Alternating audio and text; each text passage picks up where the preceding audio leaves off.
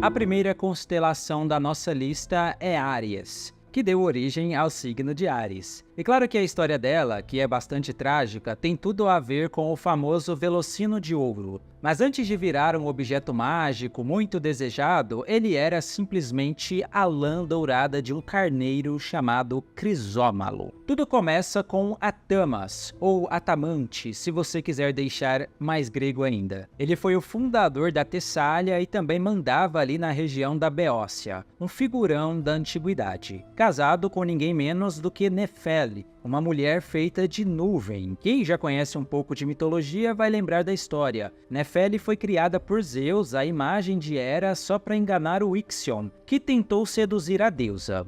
É essa mesmo, ou pelo menos é o que muitos acham. Alguns dizem que essa é outra Nefele, mas eu gosto da ideia que é a mesma pessoa, dá um toque mágico no negócio. Então, Nefele e Atamas tiveram 2 filhos, o Frixo e a Eles. Só que aí o cara deve ter se cansado de ser casado com uma nuvem em forma de mulher e acabou se apaixonando pela princesa Ino de Tebas. E aí vocês podem imaginar, ele trocou de esposa, Nefele foi abandonada e o clima esquentou. Primeiro porque, lógico, ela não gostou de ser trocada por outra mulher. E segundo porque Ino, a nova esposa, não queria saber dos enteados. Ela detestava as 2 crianças e Nefele, preocupada, tratou de agir. Nesse ponto as histórias podem variar bastante. Eu vou contar a versão de Higino, mas para isso a gente precisa voltar um pouco no tempo para contar a história de uma ninfa, a Teófana. Era uma ninfa belíssima que tinha centenas de pretendentes, talvez até milhares. Um dia o Poseidon ficou interessado na moça, mas não gostava da ideia dela ser tão desejada. Por isso ela foi transformada em ovelha e levada para uma ilha bem isolada.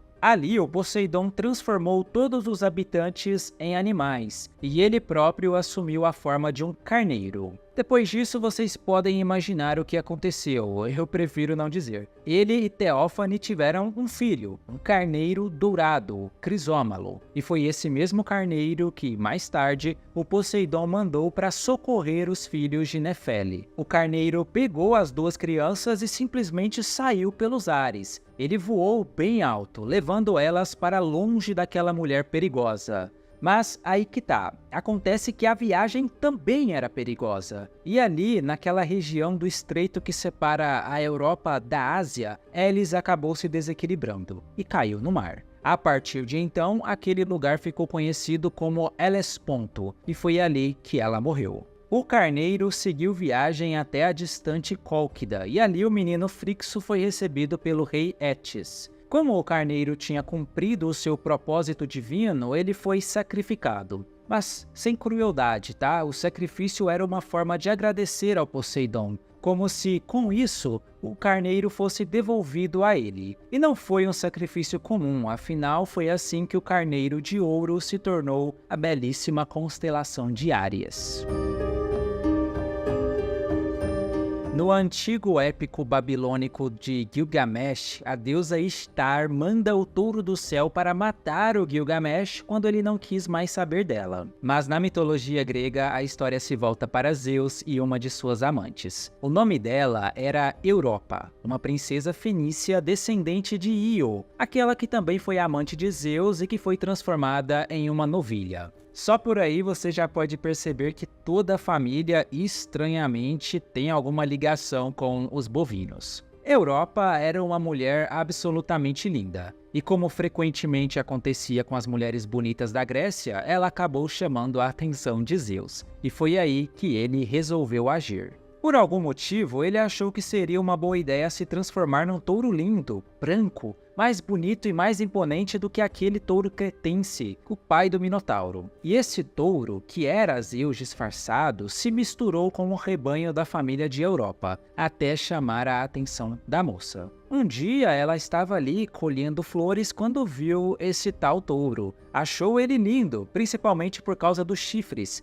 que tinham a forma de uma lua crescente. Daí ela chegou bem pertinho, acariciou o bicho e, ousada como era, resolveu montar. Foi aí que o Zeus deu seu bote. Ele correu para o mar com a menina agarrada nos seus chifres e pulou na água, nadando para bem longe dali até a ilha de Creta. Ali o Zeus revelou a sua verdadeira forma e se declarou para ela. Os dois tiveram um longo relacionamento. Se foi um relacionamento feliz ou forçado, vai depender da versão da história, já que as coisas podem variar de autor para autor. Sabemos que a Europa viveu muito, mas eventualmente morreu e recebeu todas as honrarias divinas depois de morrer, e o touro branco foi transformado em uma constelação em sua homenagem. Se você olhar para as representações artísticas dessa constelação, vai ver que só aparece a cabeça do touro, que os gregos chamavam de o busto. A explicação é que essa imagem aí seria do momento exato em que os Zeus atravessa o mar, com as partes de trás submersas. Na versão babilônica, a explicação, lógico, é outra. O grande amigo do Gilgamesh, o Enkidu, arrancou a parte traseira do touro. A próxima constelação, a próxima casa do zodíaco é a constelação de Gêmeos. E aqui a história mais uma vez se volta para um dos romances proibidos de Zeus. No caso, o relacionamento dele com a rainha Leda de Esparta, aquela que era casada com o rei Tíndaro e que caiu nas graças de um Zeus em forma de ganso. Uma história que eu já contei aqui no canal em todos os seus detalhes sórdidos. Acontece que dessa relação bizarra nasceram 2 ovos, e dentro de cada ovo havia 2 bebês. 2 deles eram filhos de Zeus, 2 eram filhos de Tíndaro. Então a gente tinha 2 semideuses, Helena e Pólux, e 2 mortais, o Castor e a Clitemnestra. Acontece que, mesmo com todas as diferenças, Castor e Pólux se tornaram grandes amigos. Eram parceiros mesmo e passaram por várias aventuras juntos. O Castor ficou mais conhecido por ser um grande domador de cavalos, enquanto Pólux era um lutador como nenhum outro. Os dois fizeram parte dos Argonautas e ali foram glorificados como divindades protetoras dos marinheiros. Até mesmo Castor, que era mortal. Aliás, os dois eram chamados de Dioscuros, os filhos de Zeus. E a lista dos grandes feitos continua quase infinita. Eles lutaram incessantemente durante anos contra os piratas do Peloponeso, enfrentaram o famoso javali de Calidão. Quando Helena foi sequestrada pelo Teseu, foram os dois que partiram para a Ática para trazê-la de volta. E por aí vai. A galera de Gêmeos pode se orgulhar muito desses dois, do mesmo jeito que se orgulham do Saga de Gêmeos, ou pelo menos deveriam se orgulhar. Mas enfim, tudo ia bem até que um dia eles inventaram de mexer com a mulher dos outros, e aí por conta disso entraram em conflito com os gêmeos Idas e Linceu. E nesse combate, a morte finalmente chegou para o Castor. E o Pólux, inconformado de ver o irmão ali tão fraco, perecendo, morrendo, rezou para Zeus e pediu que um pouco da sua imortalidade fosse compartilhada com o irmão, para que assim eles pudessem viver juntos por mais um tempo, nem que fosse só mais alguns anos. O Zeus não podia fazer isso, ou então não queria fazer isso, mas se apiedou do filho e elevou os dois até as estrelas. Nascia assim a constelação de Gêmeos, as estrelas de Castor e Pólux para sempre juntos nos céus. Lá na antiga Babilônia, essas 2 estrelas eram chamadas simplesmente de os Grandes Gêmeos. Os babilônios viam essas estrelas como deuses menores, Meshilamantea e Lugalihha. O primeiro significa algo como aquele que surgiu do submundo, e o segundo, o Rei Poderoso. Continuando a nossa subida pelas 12 casas, a gente finalmente chega na casa de Câncer. E pode ficar tranquilo que aqui você não vai encontrar nenhum Máscara da Morte, mas vai encontrar o Carcinos, que nada mais é do que o grego antigo para caranguejo. Ele vivia ali na região do Lago de Lerna, e esse nome, se te parece familiar, é porque é mesmo. Ali também vivia outro monstro, aliás, muito mais famoso, a Hidra de Lerna, o segundo dos 12 trabalhos do Hércules. Inclusive, o nosso herói também foi atacado pelo caranguejo antes de chegar no chefão principal, e nisso ele estava cumprindo ordens da deusa Hera. o caranguejo, no caso. Mas claro que o bicho não teve a menor chance contra o filho de Zeus. Ele foi trucidado pelo Hércules, largado ali nas margens do lago. Mesmo assim, Hera recompensou o bicho, pelo menos por tentar, e foi assim que o caranguejo Carcinos foi elevado até as estrelas. A história é basicamente essa mesma.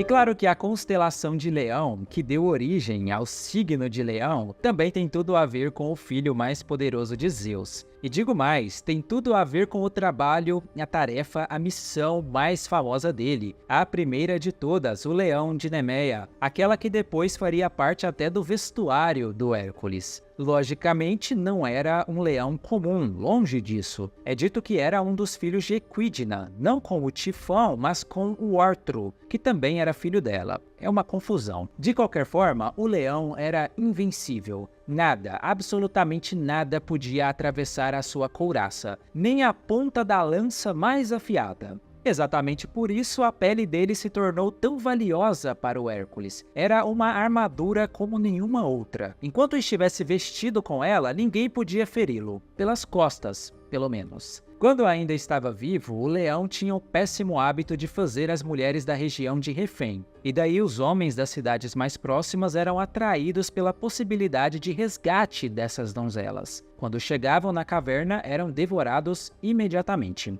até a chegada do nosso menino Hércules. E claro que o bicho não contava com a força bruta dele, que pegou o leão no ar e da forma mais insana possível simplesmente o quebrou no meio. Foi uma luta bem impressionante, na verdade, e o Zeus comemorou a vitória do filho elevando esse mesmo leão para as estrelas.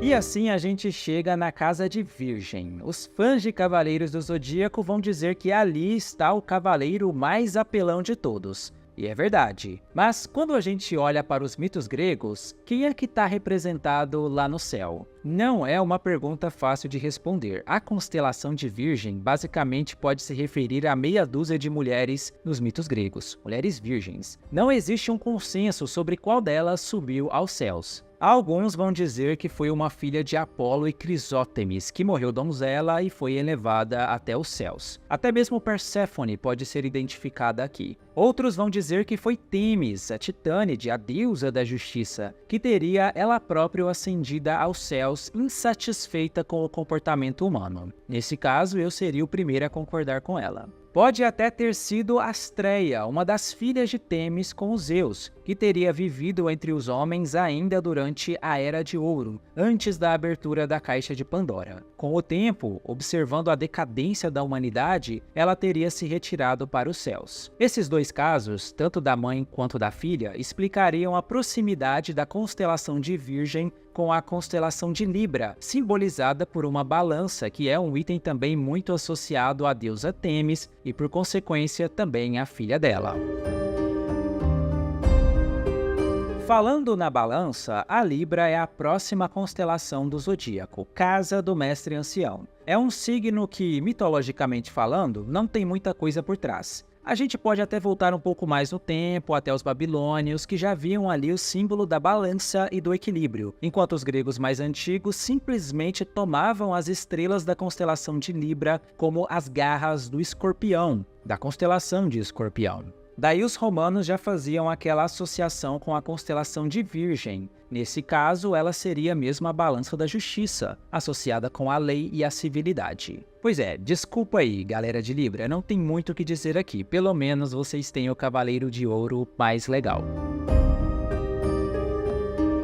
A história da constelação de Escorpião envolve dois inimigos mortais, o Escorpião e o caçador Órion, que era um dos filhos de Poseidon. Alguns dizem que era um gigante e que recebeu do pai a capacidade de andar sobre as águas. Era um cara diferenciado, muito forte, muito sagaz, um grande caçador e também um belo de um canalha. Como punição por violentar a princesa Mérope, ele ficou cego, mas recuperou a visão com a ajuda do deus Hefesto, segundo uma das versões do mito. Só depois ele foi parar na ilha de Creta, onde se aproximou de Ártemis. Viraram companheiros de caça, dizem alguns. Só que ele cometeu o maior erro que uma pessoa pode cometer perto de um deus. Se gabou demais. Disse que seria capaz de matar todos os animais do mundo, de tão bom caçador que era. E claro que Ártemis não gostou de ouvir isso, ou Gaia, dependendo de outra versão da história. Uma delas mandou o tal escorpião, que era muito poderoso, para cima do Órion.